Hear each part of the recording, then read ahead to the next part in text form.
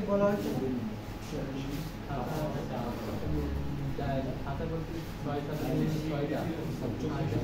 6টা তিন ফেরানোর জন্য আনসার না স্যার এটা খাতা করছো? খাতা করেছি স্যার ওই খাতা বানাইছো? জি স্যার সাবজেক্ট ওয়াইজ লিখছো? কি কি সাবজেক্ট আছে পিছনে কি করব? এই সেমিস্টারে কি কি সাবজেক্ট কভার আছে? মানে একটু আগে 11 ব্যাচের একটা ছেলে যার লাস্ট সেমিস্টারে সে মেজর কি সাবজেক্ট মেজর ওয়ার্ড টিচার ভুল করে গত সেমিস্টারে অফার করে দিয়েছে তার হচ্ছে অ্যাপারেল ও জানেও না কোন সাবজেক্ট কি ও করতেছে পরীক্ষা দিচ্ছে এই জন্য আমি আমার ক্লাসগুলোতে আমি এই সেমিস্টারে কোন টিচার নামগুলো মুখস্থ করাবো কি কি সাবজেক্ট আছে এগুলো মুখস্থ করাবো বলো কি কি সাবজেক্ট আছে Chemistry 2, Physics 2, Polymer Science, Organic English, Mathematics,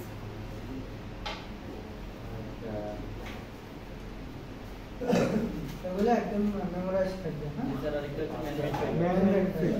আচ্ছা কমিউনিটি ইংলিশ কেন আলিয়া আলিয়া ম্যাডাম আচ্ছা ম্যাথ রোশনা এগুলো একদম টিচারদের নাম যখন অ্যাসাইনমেন্ট দিবা ক্লাস টেস্ট দিবা এক্সাম দিবা সেই জায়গাতে টিচারদের নামগুলো অ্যাকচুয়াল স্পেলিং যেন থাকে ভুল যেন না আর কে কোন সাবজেক্ট পড়াচ্ছে এই জিনিসগুলো যেন সবসময় মাথায় রাখে এখন আমাদের অনেক স্টুডেন্ট আছে যারা ফাইনাল সেমিস্টারে আমাকে খুঁজবে আমার কাছে আমাকে খুঁজবে বুঝতে পারছো এগুলো যেন না হয় বসো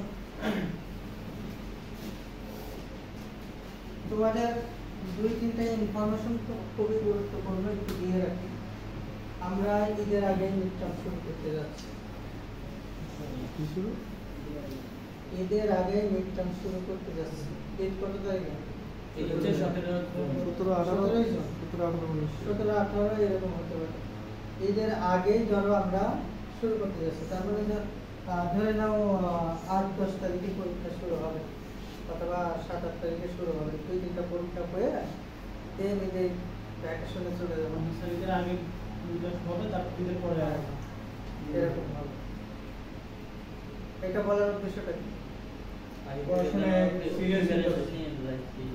আগে থেকে তোমরা প্রিপেয়ার থাকবে তোমাদের হাতে খুব বেশি সময় নেই সব সাবজেক্টের নোটগুলো গুছিয়ে ফেলো আর আমি যে তোমাদের রেজিস্ট্রেশন করে দিচ্ছি পোর্টালে এখন টিচাররা হচ্ছে প্রত্যেকটা লেকচার নোট আপলোড করে দেবে এই আগামী সপ্তাহের মধ্যেই করে দেবে এটা আমি বলে দেবো করে দেবো আর আমার সাবজেক্টটাও একটু মনে করাই দিও আমার তো আসলে একটু ব্যস্ততা বেশি থাকে অনেকটা বলে দিই তো সেক্ষেত্রে হচ্ছে কোর্স লেকচার নোটগুলো একদম খাতা করে ফেলছো না এখন জাস্ট লেকচার নোটগুলো ডাউনলোড করে ফাইল করে ফেলো আর টিচারদের কাছ থেকে সাজেশনগুলো নেওয়ার ব্যবস্থা করবো প্রতি চ্যাপ্টারে ইম্পর্টেন্ট বিষয়গুলো একটু জেনে নেব আরেকটা হচ্ছে এখন রেজিস্ট্রেশনের জন্য টাকা দিতে হচ্ছে তাই না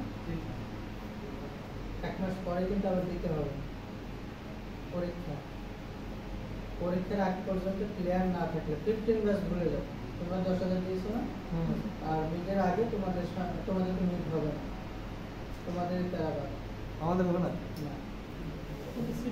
15 তোমাদের ক্লাস টেস্ট হবে ক্লাসটা রুটিন করেই হবে সেক্ষেত্রেও এই ঈদের আগ পর্যন্ত যে টাকাটা আসে ম্যাক্সিমাম 20-22,000 বেশি কোর্স কিনা সেমিস্টার কিনা তাই না তো সেক্ষেত্রে তুমি যদি 10,000 দিয়ে দাও আর থাকি কত লাগবে 1-2,000 টাকা তোমরা মেন্টালি প্রিপেয়ার থেকো যে 1-2-3,000 টাকা তোমাদের এই ক্লাস টেস্টের সময় দিতে হবে ঈদের আগে আর তোমাদের যেটা করতে হবে তোমরা তো মোটামুটি এখন 5,000 দিচ্ছ না দিলে তো আর হচ্ছে না আর বাকি টাকা 7-8,000 যা লাগে সেটা অবশ্যই মাথায় রাখবে হাতে রাখবে বুঝতে পারছেন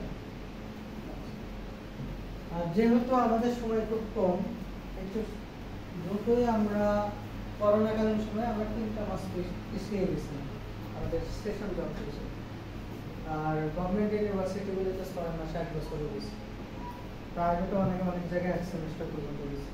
তাহলে এই সময়টা একটু কমায় নিয়ে আসার প্ল্যান মানে চিন্তায় আছে, সেই জন্য সেমিস্টারগুলো একটু মানে করে নেওয়ার প্ল্যান আছে, হয়তো 15 দিন করে করে।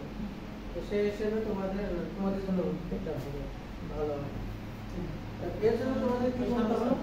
হ্যাঁ হ্যাঁ আগামী মাসে তো স্যার আমাদের জন্য স্যার একটু কনজেস্টেড হয়ে যাবে। খুব বেশি নাই, 10 দিন তোমার খুব বেশি।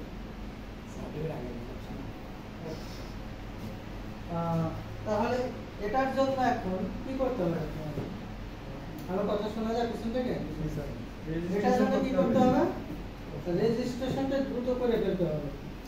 আর আমরা যারা টিচার আছি মানে যে ক্লাসে গল্প গুজব কমায় পড়াইতে হবে, ঠিক আছে? রেগুলার হলে সপ্তাহে 2 দিন 3 দিন ক্লাস পাওয়া যায়, মাঝে মাঝে গল্প করে আড্ডা দিয়ে সময় কাটানো যায়। কিন্তু তোমরা সপ্তাহে 1 দিন আসো, তোমাদের সাথে ওই গল্প আড্ডা করার মতো, আড্ডা দেওয়ার মতো সময় আমাদের খুব একটা থাকে না। তারপরেও লাস্ট উইকে আমরা যেটা ক্লাস নিয়েছিলাম, এই ক্লাসটা ছিল অনেকটা জাস্ট ইন্ট্রোডাকশন লেভেলের। আজকে আমি একটু টপিকে ঢুকবো, কোর্স আউটলাইন নিয়ে আলোচনা করব। আচ্ছা, এই সাবজেক্টটা দেখে কি মনে হচ্ছে? সবাই একটু পড়ো তো সাবজেক্টের নামটা। Polymer science and engineering, introduction and course title হচ্ছে পলিমার সায়েন্স এন্ড ইঞ্জিনিয়ারিং। আচ্ছা, পলিমার সম্বন্ধে বেসিক কোনো ধারণা আছে কারো?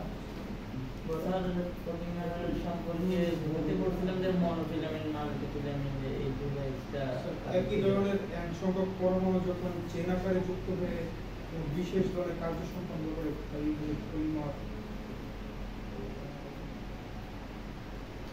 ধরো 10টা ছোট ছোট জিনিস একত্রিত করে একটা জিনিস বানানো যায় না? জি জি 10টা ছোট জিনিসকে কি বলে? হ্যাঁ, 10টা ছোট জিনিসকে কি বলে?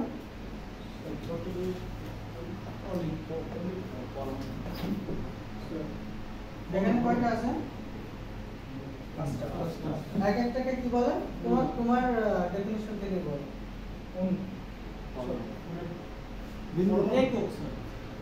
ছোট একটা ইউনিট, একটা সংখ্যা, একটা পার্ট, তাই না? এখানে কয়টা পার্ট আছে?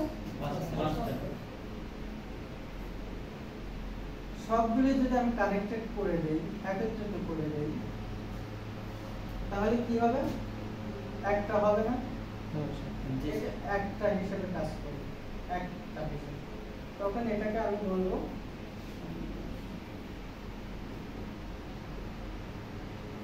একটা। তাহলে এই ইন্ডিভিজুয়াল কেসগুলোকে আমরা বলতেছি কি মনোমার অথবা মলিকুল। মলিকুলের বাংলা কি? পরমাণু। হ্যাঁ, একটা মলিকুল ক্লিয়ার হো আপনার। একটা মলিকুল মলিকুলের বাংলা কি? অণু। সবাই বলো মলিকুলের বাংলা অণু। অ্যাটম মানে পরমাণু। বিজ্ঞাপন দেখো না? অ্যাটম বোম ওই যে অ্যাটম চকলেট অ্যাটম খাও, চাপার জন্য বলা হয় অ্যাটম মানে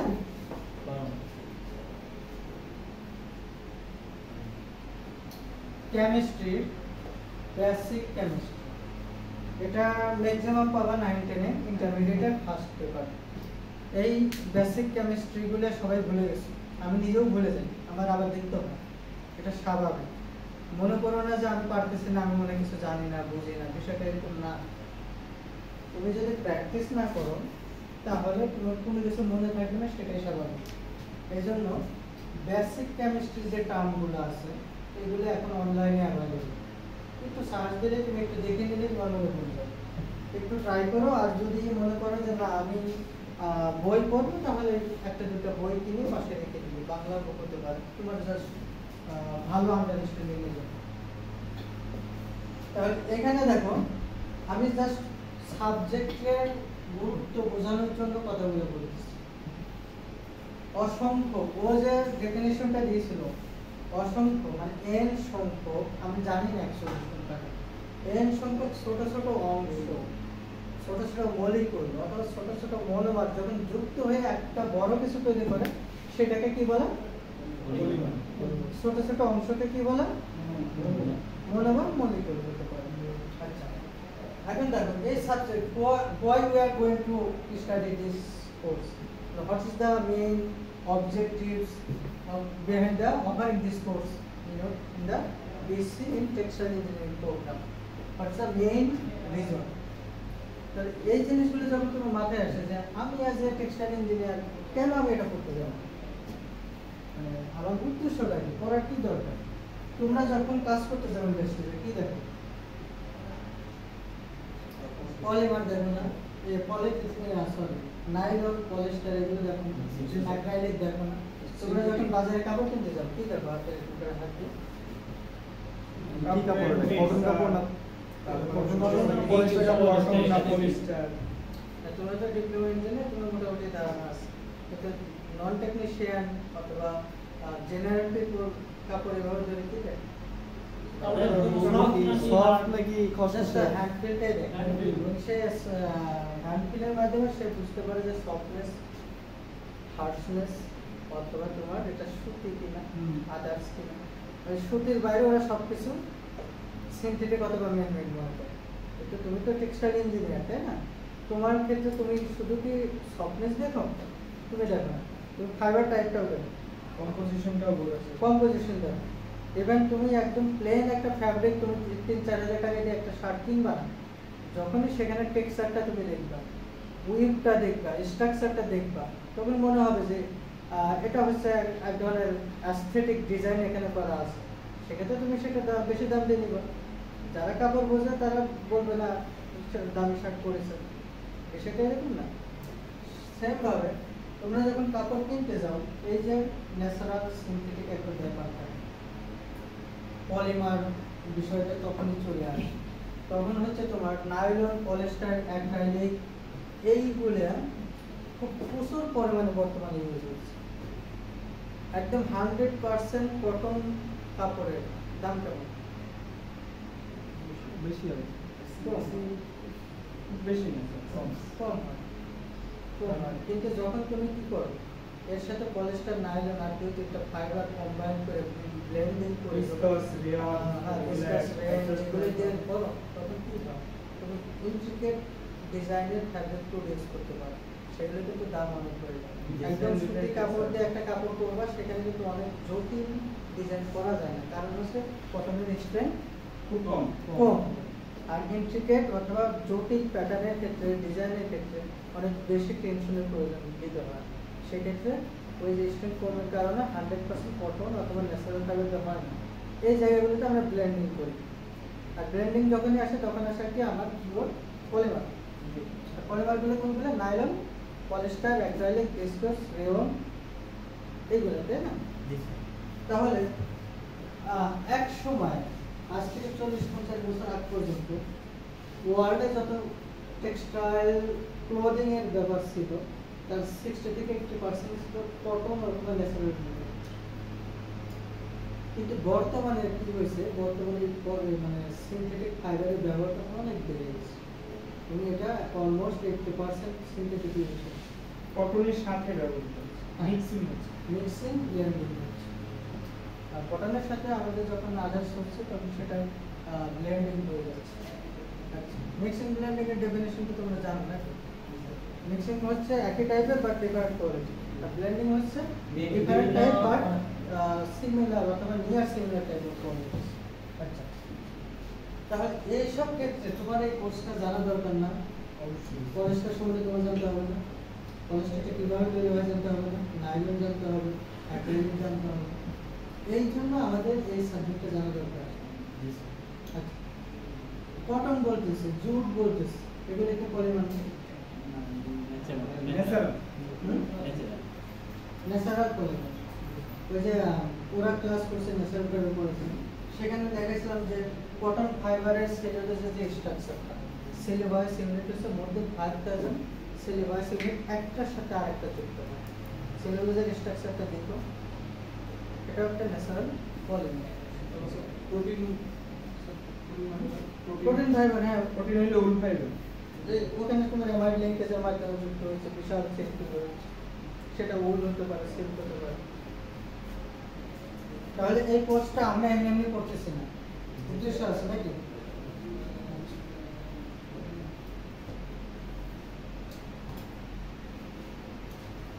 কোর্স আউটলাইনটা কি সবাই নিয়েছো? একটা ছবি তুলে নিতে।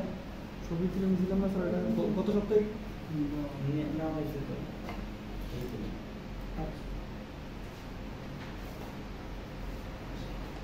স্যার আমরা তো আমাদের আমরা ছবি তুলে নিচ্ছি। তুমি আমাকে দাও। আচ্ছা, এই কোর্সের একটা গ্রুপ খুলতে পারবা? হ্যাঁ স্যার, হোয়াটসঅ্যাপ গ্রুপ? গতবার তো খোলা হয়নি। গতবার খোলা নেই, এবার খুলবে। ঠিক আছে স্যার ওটারই নাম চেঞ্জ করে দিই। আমারই নিয়ে কোনটা আমাদের গ্রুপ আগে যে একটা কোর্স একটা গ্রুপ খোলো, হোয়াটসঅ্যাপে খোলো, সবাইকে অ্যাড করে নাও। স্যার হোয়াটসঅ্যাপে খুললে সমস্যা হয়ে যায় স্যার, ওই যে ওদের তো বারবার ঘুরতে হতেই থাকবে। আচ্ছা, দেখো তোমার আলোচনা করে যেটা বেটার হবে। মেসেজ দেওয়ার খুললে ভালো হবে। কারণ বারবার দেওয়াটা স্যার সমস্যা হতো অনেক। ওটা আবার জোরে বলে ইমেজ। না না, হোয়াটসঅ্যাপ তো সুবিধা হয়, হোয়াটসঅ্যাপটা না বুঝি বারবার ওরা নতুন করতে হচ্ছে যে বারবার ঘুরতে হতে থাকবে আর দিতে দেওয়া লাগবে। কেমন? আমার স্যার রাত 12টা একটা সময় দেওয়া লাগছে গতবার। দিতে হয়, আমাদের এই বয়সে কাজ করতে হয়, 12টার সময় ফোন দেয়। নাইট ডিউটি করতেছে, 2টার সময় ফোন দিচ্ছে একদিন। আমার অনেক সময় হয়েছে। তো সরি স্যার, হঠাৎ মনে পড়লো একটা বিষয়, এই জন্য ফোন দিলাম স্যার। আমার অনেক কাজ। মানে বিষয়টা হচ্ছে যে সাধারণ জীবন লোকাবাসী কেন করি, আসলে কিছু কিছু মানে ইংলিশের কিন্তু কাজ করে। রেজাল্ট দেখছে, রেজাল্ট দেখে মাথা নষ্ট হয়ে গেছে, তার 2টার সময় আমাকে ফোন দিচ্ছে, স্যার আমি তো এটা পরীক্ষা দিচ্ছি, আমার এটা কেন আইএস। ঠিক আছে, আইএস তুমি সকালে ফোন দাও, অফিস থেকে ফোন দেবো। পরে এসে কোর্সকে স্যারকে বললাম, বললো যে না, তার কোনো রেসপন্স আসেনি, আমি পরীক্ষা দিচ্ছি। আমি আগে মেসেঞ্জারে দেখে অ্যাক্টিভ আছে কিনা, তারপর ফোন দিই। আমার সবসময় অ্যাক্টিভ থাকে না, তাহলে তো সমস্যা সবসময় ওয়াইফাই থাকে, আবার ফোর জিবি। তাহলে তো সমস্যা। ইয়েস।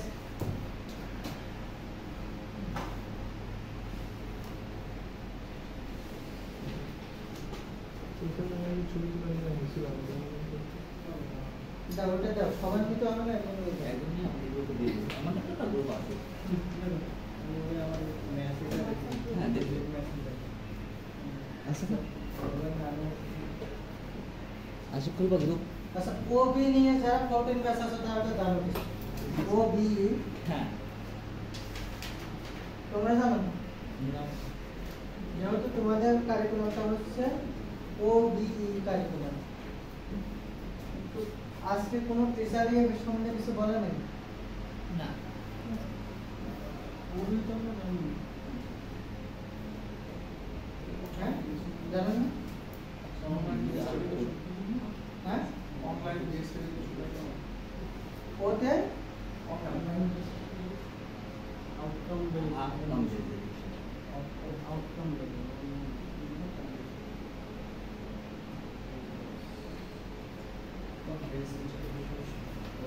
মনে থাকবে?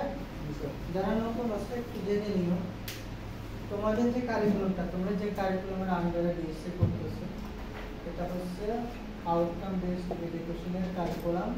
এবং এটা যদি আমরা ডিস করতে পারি, অ্যাসেপ্ট করতে পারি, তাহলে আমেরিকান ইউরোপিয়ান একজন ইঞ্জিনিয়ার থেকে তোমাদের কোয়ালিটি কোনো অংশ কম হবে না। তবে ওরা এটা মেনেই নেবে, মানে তোমরা সবাই সমান, সেম ক্যাটাগরি। কিন্তু এটা আসলে অ্যাকসেপ্ট করার মতো এফোর্ট আমরাও দিতে পারছি না, তোমরাও পারছো না। ওটা বিষয়টা তোমাদের জানতে হবে। Outcome holes television. আর তুমি যেখানটা শিখছো তাই কাজে লাগে। হ্যাঁ, এটা হচ্ছে তোমার এই যে polymer science and engineering, fundamental একটা কোর্স না, তোমার পলিমার সম্বন্ধে বেসিক ধারণা। তোমাকে নাইলন ফাইবার দেওয়া হলো, নাইলন ফাইবারটা কিভাবে তৈরি হয়, কি ধরনের র মেটেরিয়াল দিয়ে তৈরি হয়, কি ধরনের রিয়াকশন হয়, তো কিভাবে পলিমারাইজেশনটা হয়, ফাইনালি কোন অ্যাপ্লিকেশনে অ্যাপ্লাই করা হয়। এটা তুমি যদি দেখেই বুঝতে পারো, মানে সারা জীবনে তুমি যদি এটা না বুঝতে পারো, লাইফ লং লার্নিং হয়, তাহলে এটাই হচ্ছে আউটকাম। যখন আসবে তোমার হচ্ছে, ধরো তোমার ডাইনিংয়ের একটা সাবজেক্ট, এই নাইলন ফাইবারটা তুমি রং করবে, দেওয়া হলে তোমাকে বলা হলে রং করে দেখো, তুমি সুন্দর করে রং করে একদম মেশিন টেশিন করে কাস্টমার রিকোয়ারমেন্ট অনুযায়ী দিয়ে দেবে, এটাই হচ্ছে আউটকাম। তাহলে ফান্ডামেন্টাল নলেজের জন্য যে ধরনের আউটকাম আর প্র্যাকটিক্যাল নলেজের জন্য যে ধরনের আউটকাম, দুটোকে সেম। এটা ফান্ডামেন্টাল কোর্স, ফান্ডামেন্টাল নলেজের জন্য। আচ্ছা, এখানে দেওয়া আছে, দেখো একটু এই ইয়াগুলো একটু পড়ো। ইঞ্জিনিয়ারিং এর জন্য পিএলও আছে 1 থেকে 11টা, আরো কয়েকটা আছে 14-15টা। এটা হচ্ছে ইন্টারন্যাশনাল ওয়াশিংটন অ্যাকর্ড অনুযায়ী তোমার এই সারা বিশ্বের ইঞ্জিনিয়ারদের কমন কিছু ক্রাইটেরিয়া সেট করা হয়েছে। এই ধরনের নলেজ, প্র্যাকটিক্যাল এক্সপিরিয়েন্স, তারপর হচ্ছে তোমার সফট স্কিল, তারপর হচ্ছে তোমার প্র্যাকটিক্যাল স্কিল, এই স্কিলগুলো একজন ইঞ্জিনিয়ারকে থাকতে হবে, তখন তাই সেটাকে অ্যানসার করা হবে সে একজন ইঞ্জিনিয়ার। এখানে লেখা আছে দেখো পিএলও। পিএলও মানে কি? program learning outcome. Program learning outcome. পুরো ইঞ্জিনিয়ারিং কোর্সে 4 বছরের কোর্সের লার্নিং আউটকাম, মানে এই 4 বছর তোমরা পড়াশোনা করে তোমাদের যে ধরনের যোগ্যতা হতে হবে। এক নম্বর আছে ইঞ্জিনিয়ারিং নলেজ। এই যে পড়াচ্ছি ফান্ডামেন্টাল নলেজ, এই কোর্সটা ফান্ডামেন্টাল নলেজের উপরে না, এটা ইঞ্জিনিয়ারিং নলেজের মধ্যে থাকে। ফান্ডামেন্টাল বেসিক নলেজগুলো প্রথমে তাকে নিতে হবে, সেটা হচ্ছে প্রোগ্রাম লার্নিং আউটকামের প্রথম যে ইয়াটা। PLO2 হচ্ছে প্রবলেম অ্যানালাইসিস। ধরো তুমি এখানে পড়লা পলিমার সায়েন্সে, তুমি বললে মনোমার পলিমার কাকে বলে, এবং মনোমার ধরো ইথিলিন। পলিথিনের নাম শুনছো না? পলিথিন এবং ইথেন, ইথেন থেকে পলিথিন করছে, কিভাবে করছে এই জিনিসটা তুমি অ্যানালাইসিস করবা না, এইটা তোমার মাথায় আনতে হবে। অ্যানালাইসিস করলে না, এটা এইভাবে এই রিঅ্যাকশন মধ্যে হচ্ছে। এরপর আছে design and development of solution. তাহলে কিভাবে যে হচ্ছে তার ডিজাইনটা করো ইঞ্জিনিয়ারের কাছে। দেখো বাংলাদেশে ইঞ্জিনিয়ারের অভাব আছে? কোনো বড় কোনো ব্রিজ বাংলাদেশে ইঞ্জিনিয়াররা করে না, স্যার ডিজাইন করে কারা করে? দেখেন একদম বিশেষ জন্য বুঝতে পারবে। মুখস্থ করে কিন্তু প্র্যাকটিক্যাল করে না। প্র্যাকটিক্যালটা নাই, প্র্যাকটিক্যালটা থিওরি নলেজ অনেক ভালো, প্র্যাকটিক্যাল নাই। চায়না থেকে আনে, জাপান থেকে আনে, সব তো স্যার দুই তাই নম্বর না? রাশিয়া থেকে আনে। খুবই কম দুই কারণটা নম্বরে হচ্ছে স্যার এটা। এই স্যার টাকা তোমাদের মহসিন স্যারকে চেনো? তোমরা পাইছো? হ্যাঁ, আমরা পাইছি। কোঅর্ডিনেটর ছিলেন। হ্যাঁ, স্যার। এখন তো আমেরিকাতে পিএইচডি করতেছে। সে আন্ডারগ্রেডে ক্লাসে না, পাশাপাশি 2টা ল্যাবে সে ইনচার্জ। কোন কোন পাশাপাশি সে না, নেদারল্যান্ড থেকে ছিল। North Dakota university, north Dakota state university. ঠিক আছে, ওর সাথে আবার ভালো অনেক দিনই একটা করে ভালো বন্ধুত্ব আমাদের। মাঝে মাঝে কথা হয় 1-2 ঘন্টা করে, কয়েকদিন আগেও কথা হচ্ছে। নট ডাকন যেটা মানে আমার করছিল ওটা কি? হ্যাঁ। ওকে।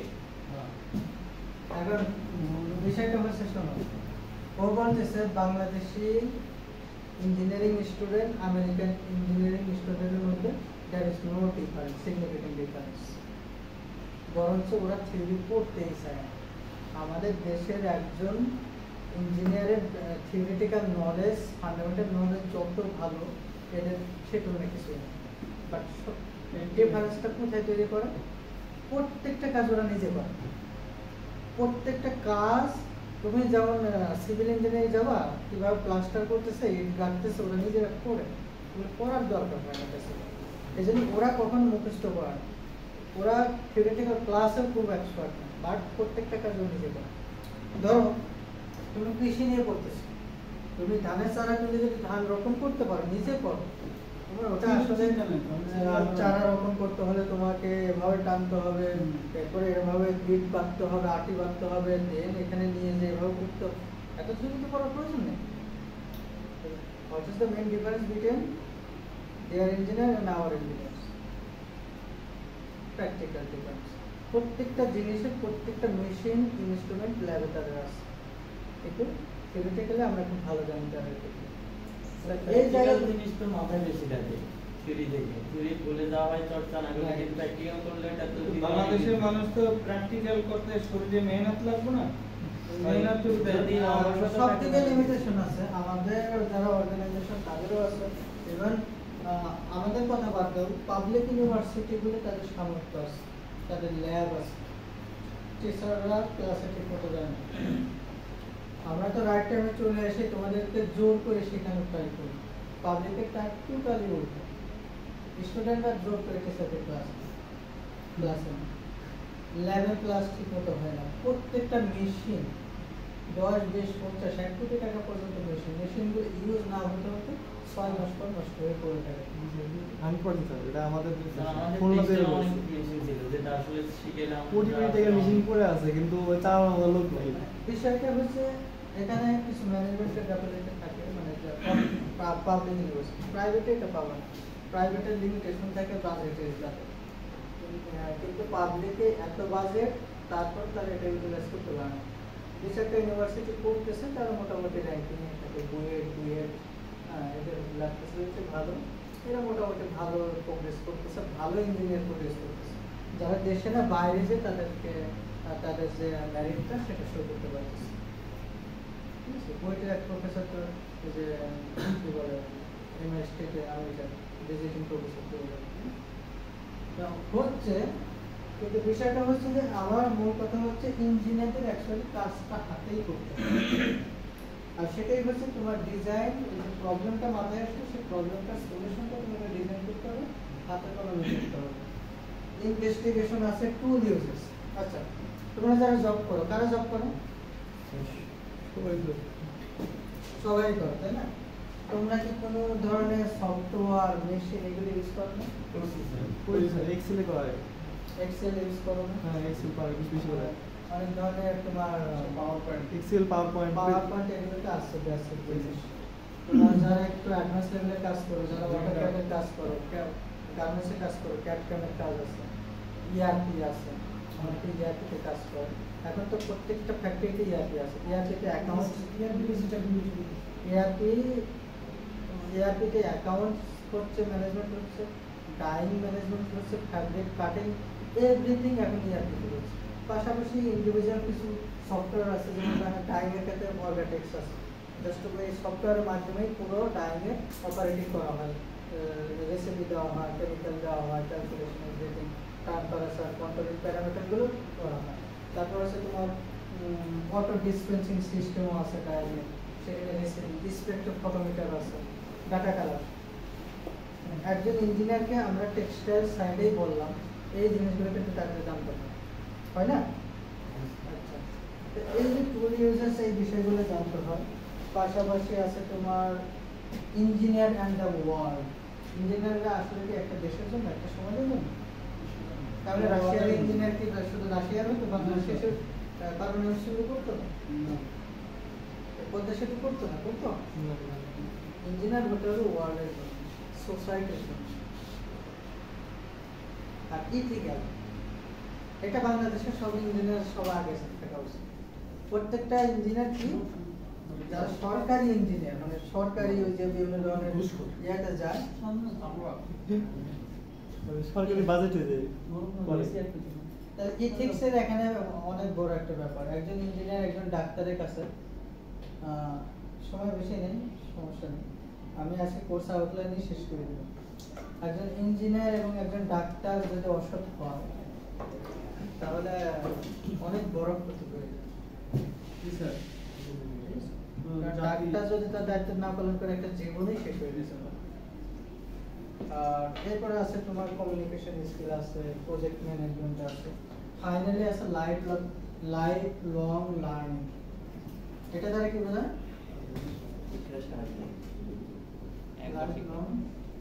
লং টাইমের জন্য শিক্ষা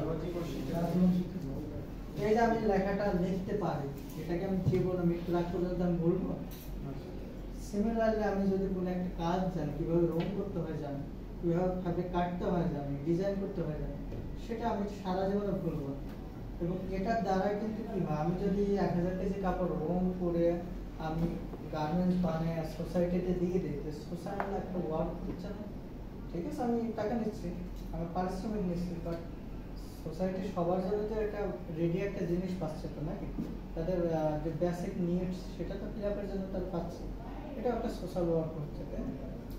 এইগুলো হচ্ছে তোমার লাইফ লং নাম।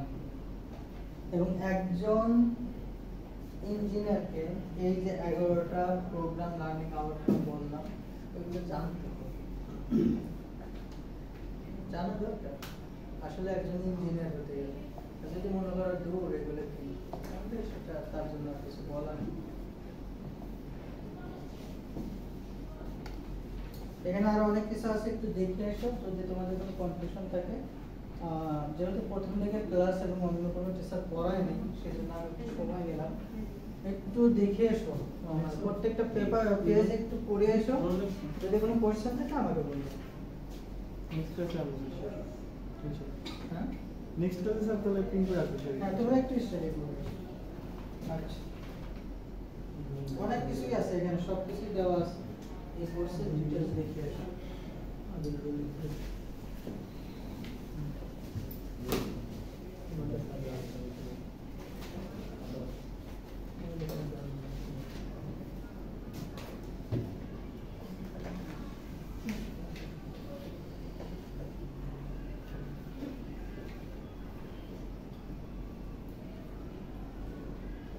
আমার লেখা বোঝা যায়?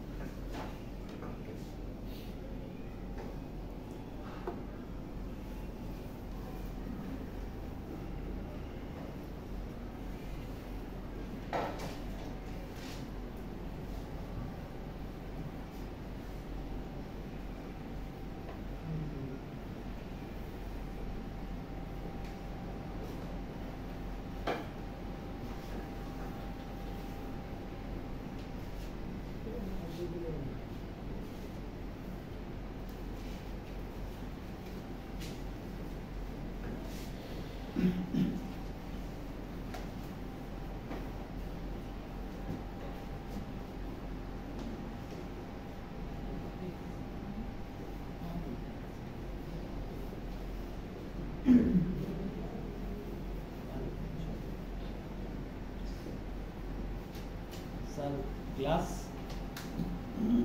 Class transition temperature.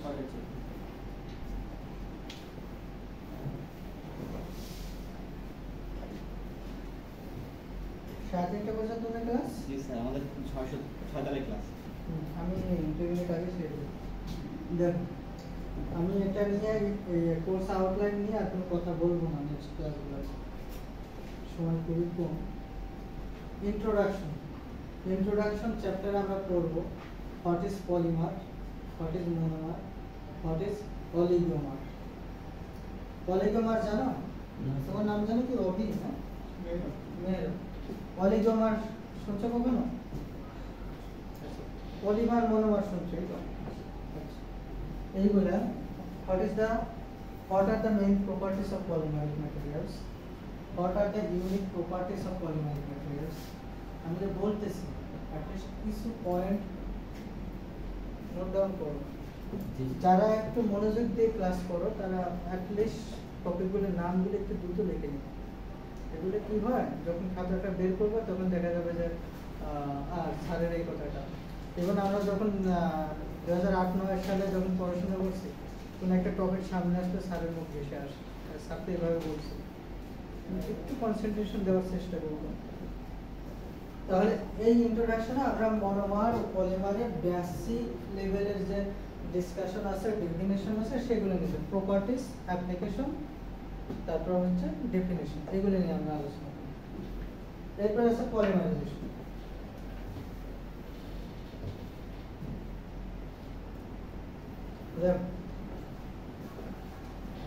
এটা কি? কিসের স্ট্রাকচার এটা? ইথিলিনের স্ট্রাকচার, তাই না? তোমরা অ্যালকেন, অ্যালকিন, অ্যালকাইন আজকে পড়াইছি। পড়াইছেন? গুড। অ্যালকিন মিথেন স্ট্রাকচার কি বলো? অ্যালকিন CN H2N অ্যালকেন, এটা অ্যালকেন বল। আচ্ছা অ্যালকিন অ্যালকিনে CnH2n আর অ্যালকাইন CnH2n -2 মাইনাস 2। এটাই যাচ্ছে, এটা মনে রাখলে আমরা অনেক দূর আগে যেতে পারবো। আচ্ছা মিথেন, ইথেন, প্রোপেন, প্রোপেন, জানো? বিউটেন। 10 পর্যন্ত জানো? জি স্যার। আচ্ছা এগুলো যদি কারো ভুলেও যাও একটু মনে করো। স্যার আমি ইন্টারমিডিয়েটে সায়েন্স ছিলাম তো খুব ভালো করে যাচ্ছে তবে এখানে অনেকে ও আপনি ইন্টার করছেন। আমিও স্যার ইন্টার করা। কিন্তু এই জিনিসগুলো তোমার মানে যারা মানে ডিপ্লোমা করছো, ডিপ্লোমা আমি নিজেও করছিলাম, আমি জানি তারা কি ডিপ্লোমা করছে। আমরা এটা বলছি। ঠিক আছে, ডিপ্লোমাতে আসলে কি করা হয়, মেধাটা নষ্ট করা হয় বর্তমান শিক্ষা ব্যবস্থায়, তারা একটু স্টাডি করে নিও। মিথেন থেকে ইথেন। ইথেন, ও ওটা মিথেন তো অ্যালকিনে ডেকেন পর্যন্ত মনে থাকলেই হবে। Methane, ethane, propane, butane, pentane, pentane, hexane, heptane. Heptane, octane, nonane, decane. Decane পর্যন্ত একটু তোমরা একটু স্টাডি করে নিও। আচ্ছা এটাকে আমরা বলতেছি কি মিথেন, মিথেন, আর এটাকে আমরা বলতেছি কি এটা হলো মিথেন, C2H4। এটাকে আমরা কি বলবো? এটা হলো মিথেন তো ইয়া তো স্যার মিথেন ইথেন থেকে ইথিনল না, ইথিলিন, ইথিলিন, তাই না? CnH2n, Cn কত? এই n এর মান 2 হলে s এর মান ডাবল, 2 * 2। তাহলে এটা কি ইথিন, ইথিলিন না? অ্যালকিন না? ঠিক আছে, কথা কি বুঝতেছো? Alkane, alkyne, অ্যালকাইন। মিথানল। আমরা তো অ্যালকিন যেটা সেটাই এখানে লিখছি। তাহলে এটার নাম হচ্ছে কি? ইথানল। কার্বন কয়টা? দুইটা না? হাইড্রোজেন কয়টা? দুইটা না? দুইটা, চারটা। তাহলে দুইটা C2H4, এটা হচ্ছে ইথিলিন। আচ্ছা সেই ইথিলিন আমরা এভাবে লিখতে পারি।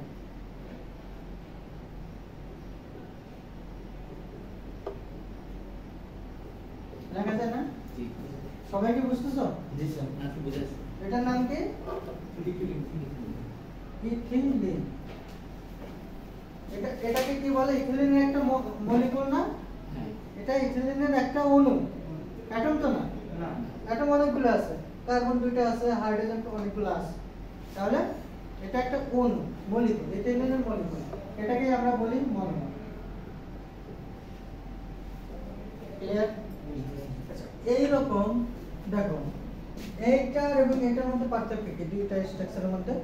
স্যার একটা মনো আর একটা হচ্ছে পলি। এখানে শুধু একটাই আছে, একটা ইথিলিন আছে, আর এখানে কতগুলো আছে? এখানে আছে হ্যাঁ দুইটা। তুমি আমি জানি না, অ্যাকচুয়ালি জানি না কতগুলো আছে। ছয়টা আছে স্যার, 6-6টা না। ঠিক আছে, এখানে এখন জন্য লাগাই ধরতেছে না কেন? দেখো। আর জায়গা দিতে পারবেন না জন্য এর জন্য তো সেই ক্ষেত্রে হচ্ছে আমরা জানি এখানে n সংখ্যক যুক্ত হয়েছে, কিন্তু একটা পলিমারিক ম্যাটেরিয়াল যদি আমরা অ্যানালিসিস করি কতগুলো মনোমার আছে আমরা বের করতে পারি। এর মান বের করা যায় না স্যার, যায় এটা আমার ব্রেকার যেটা কেন যাবে না? পারমাণবিক ভর আপনি যদি পলিমারিক মলিকুলার ওয়েট বের করতে হবে না? হ্যাঁ, অবশ্যই যায়, কিন্তু অ্যাকচুয়ালি আমরা ধরে নেই n সংখ্যক যুক্ত হয়েছে, মানে যখন 10টার অধিক যুক্ত হয়ে যাবে তখনই সেটা পলিমারে যাবে। 10টার নিচে আসলে 2 থেকে 10 হলে আবার সেটা অলিগোমার হবে। আমি যখন নেক্সট ক্লাস থেকে শুরু করব কেবি পড়ানো তখন বেসিকটা বুঝো। এটা একটা মলিকুল, একটা মনোমার, সেটা যখন অসংখ্যগুলো সেম টাইপের জিনিস যুক্ত হচ্ছে তখন সেটা কি হয়ে যাচ্ছে?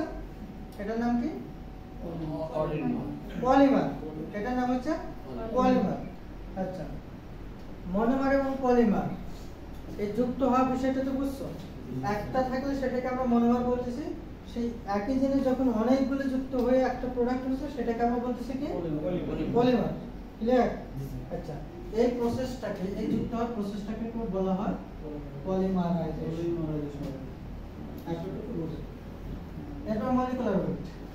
আচ্ছা এর মলিকুলার ওয়েট বের করা যাবে না ইথিলিনের? কত হবে বলো তো? কার্বনের কত? 12 প্লাস কার্বনে 1 গুণ 2 14 1.008 into 2, তাই না? কত? 12 প্লাস 1.008 into 2, কত হচ্ছে 14.008 প্লাস 14.008 নাকি সেট ইয়া হচ্ছে তোমার 16 হবে 16 তাহলে 28.0 করে দিচ্ছি। আমরা এটা ইগনোর করলাম, তাহলে এই ইথিলিনের মলিকুলার ওয়েট কত 28। বুঝতেছো সবাই? আচ্ছা, তাহলে মলিকুলার ওয়েট প্রত্যেকটা পলিমারে আমরা বের করতে পারবো না? পারবো তো? আচ্ছা স্যার ওই যে কার্ব হাইড্রোজেন যেটা 1.008 ওটাতে আমি 1 লিখতাও তো হবে না? 1 লিখে দেব। আচ্ছা, এখানে তাহলে এখানে যদি তোমার n এর মান 100 টাকা, তাহলে একটা মলিকুলার ওয়েট যদি তুমি 28 পাও, তাহলে এই পুরো পলিমারের মলিকুলার ওয়েট বের করে দেবে 100 দিয়ে গুণ করে দিলে 2800 হবে না? হ্যাঁ। এই ধরনের সিম্পল ক্যালকুলেশন গুলো আমরা মলিকুলার ওয়েট চ্যাপ্টার শিখব। ক্লিয়ার? এরকম সহজ স্যার? একটু জটিল আছে কিন্তু এই যে পারমাণবিক ভরগুলো মনে রাখতে হবে। এটা পারি। পারমাণবিক হ্যাঁ, সংখ্যা। তোমার এটা পারি স্যার। এটা এগুলো মনে কয়েকটা ওয়ে আছে, যেমন আছে তোমার number average molecular weight, weight average molecular weight, আর ভিসকোসিটি এভারেজ মলিকুলার ওয়েট। এগুলোর মধ্যে Jet average মূলকগুলোই মনে রাখলে বেশি। মানে জৈব যৌগ, হ্যাঁ, basic ইন্টারমিডিয়েটের জৈব যৌগ হ্যাঁ। চ্যাপ্টারে সব আছে। Right. Glass transition temperature. Sir 1 minute শেষ 2 মিনিট। আর তোমরা একটু অ্যাটেন্ডেন্সটা আমাকে হোয়াটসঅ্যাপ করো। সময় নেই তো? TG হচ্ছে গ্লাস ট্রানজিশন টেম্পারেচার, এমন একটা টেম্পারেচার যে টেম্পারেচার নিচে কোনো একটা ম্যাটেরিয়াল তার অরিজিনাল বিহেভিয়ার শো করে, এবং ওই টেম্পারেচার যখন রিচ করে তখন সেটা এবং তার অ্যাবভ টেম্পারেচার সেটা আস্তে আস্তে সফট হয়, দেন এটা মেল্ট হয়। এবং এটার কারণটা হচ্ছে কি, এটা একটা পলিমারিক ম্যাটেরিয়াল, তাই না? প্লাস্টিক। এটা ধরলাম গ্লাস ট্রানজিশন টেম্পারেচার হচ্ছে 80 ডিগ্রি সেন্টিগ্রেড। এটা যদি 80 পর্যন্ত এর খুব একটা অবস্থা পরিবর্তন হবে না, এর যে ডাইমেনশন, স্ট্রেংথ দেখতেছো, হার্ডনেস দেখতেছো, স্টিফনেস দেখতেছো, সেম থাকবে। যখন 81 হতে থাকবে, 82 হতে থাকবে, এটা আস্তে আস্তে কি হবে, ওই টেম্পারেচার মানে একটা marginal temperature. Glass transition temperature is one kind of marginal temperature. যে টেম্পারেচার নিচে ও প্রিভিয়াস স্টেজে থাকে, উপরে হতে হলে এটা সফট হতে থাকে। সফট হওয়ার কারণ কি, এর যে মলিকুলার স্ট্রাকচারটা ভেঙে যায়, বন্ডগুলো ভেঙে যায়, একটা অ্যাটম থেকে আরেকটা অ্যাটমের ডিসটেন্স বাড়তে থাকে, ইলেকট্রনগুলো খুব বেশি এক্সাইটেড হয়ে বন্ড ভেঙে চলে যায়, এক পর্যায়ে কি হয়, সফট হয়ে যায়। আর সফট জিনিস কি, টাইম ডিফর্মেশন হয় না খুব তাড়াতাড়ি। আর এরপরে যদি আরো টেম্পারেচার তৈরি করো, কি হবে, এটা গলে গলে পড়বে না? তার মানে সেখানে মলিকুলার বন্ড, কেমিক্যাল বন্ডগুলো আর নাই, গ্যাসে বলবেন। তখন না লিকুইড আরো বেশি দিলে তখন সেটা গ্যাসিয়াস স্টেজে যাবে। তাহলে ওই যে মার্জিনাল টেম্পারেচারটা, ওটাকে আমরা বলি গ্লাস ট্রানজিশন টেম্পারেচার। আমরা বেশ কিছু एग्जांपल এই চ্যাপ্টারে দিব। এরপর আসে ক্রিস্টালিনিটি। ক্রিস্টালিনিটি এর বিষয়টা হচ্ছে কোন একটা মলিকুলার কোন একটা ম্যাটেরিয়ালের তার গঠনগত বিষয়টা, তো মলিকুলার স্ট্রাকচারটা, যেমন হচ্ছে একদম মলিকুলার পর্যায়ে, সেখানে তার বন্ডগুলো কেমন, তার ফাঁকা স্পেসের পরিমাণ কেমন, সেই বন্ডটা carbon carbon double covalent bond কিনা, অথবা তোমার হাইড্রোজেন বন্ড কিনা, অথবা ভ্যান্ডার ওয়ালস ফোর্সের মাধ্যমে আছে কিনা, এই বিষয়গুলোর উপর ভিত্তি করে একটা ম্যাটেরিয়ালের স্ট্রেংথ ডিপেন্ড করে। তুমি যেমন কটন ফাইবারের যতটুকু স্ট্রেংথ পাও, পলিস্টারের কি তার চেয়ে কম পাও না বেশি পাও? বেশি। কারণটা হচ্ছে একটা কটন ফাইবারের ভিতরে যে পরিমাণ ফাঁকা জায়গা থাকে, দুর্বল হাইড্রোক্সিল গ্রুপের সংখ্যা বেশি থাকে, তার কারণে সেটা একটু প্রসারিত হয় বা খুব সহজে ছিঁড়ে যায়। কিন্তু বেশি পরিমাণ ফাঁকা জায়গা থাকার কারণে বেশি পরিমাণ ওয়াটার মলিকুল অ্যাবজর্ব করতে পারে। তুলা বেশি পরিমাণ শোষণ করে না, আর পলিস্টার কি পানি শোষণ করতে পারে? পলিস্টারের মধ্যে ফ্রি স্পেস অথবা অ্যামরফাস রিজিয়নের পরিমাণ খুব কম থাকে, ঠিক আছে? যে কারণে পলিস্টার খুব বেশি প্রসারিত হয় না, স্ট্রেংথ অনেক বেশি, ফাঁকা জায়গা কম, অ্যাবজর্বেন্সি কম। আমরা এই রিলেটেড ক্রিস্টালিনিটি নিয়ে এই চ্যাপ্টারে পড়ব। লাস্ট হচ্ছে পলিমার ডিগ্রেডেশন আছে, মানে এটা যদি তাপের কারণে, কেমিক্যালের কারণে অথবা মেকানিক্যাল প্রেসারের কারণে কোনো একটা পলিমারিক ম্যাটেরিয়াল ধ্বংস হয়ে যায়, ক্ষয় হয়ে যায়, সেই দুই বিষয়গুলো নিয়ে আমরা এখানে পড়ব। ফাইনাল হচ্ছে অ্যাপ্লিকেশন। অ্যাপ্লিকেশন তো বুঝতেছো নাকি, কোথায় আমরা ইউজ করব? আচ্ছা, লাস্ট মিনিট। আজকে ক্লাসে কি কিছু বুঝতে পারছো, শিখছো? আমি একটু দ্রুত আগাইছি, নেক্সট ক্লাসে আমি যেহেতু একদম টপিক থেকে প্রথম থেকে শুরু করব, একটু স্লোলি পড়াবো, অল্প পড়াবো, যাতে তোমরা ক্যাপচার করতে পারো। এটা কি স্যার ফাইনাল অ্যাপ পর্যন্ত না শুধু মিডটার্ম অ্যাপ পুরোটাই বন্ধ করবো? এটা পুরো কোর্স। অন্যান্য দেশে তো স্যার পলিমার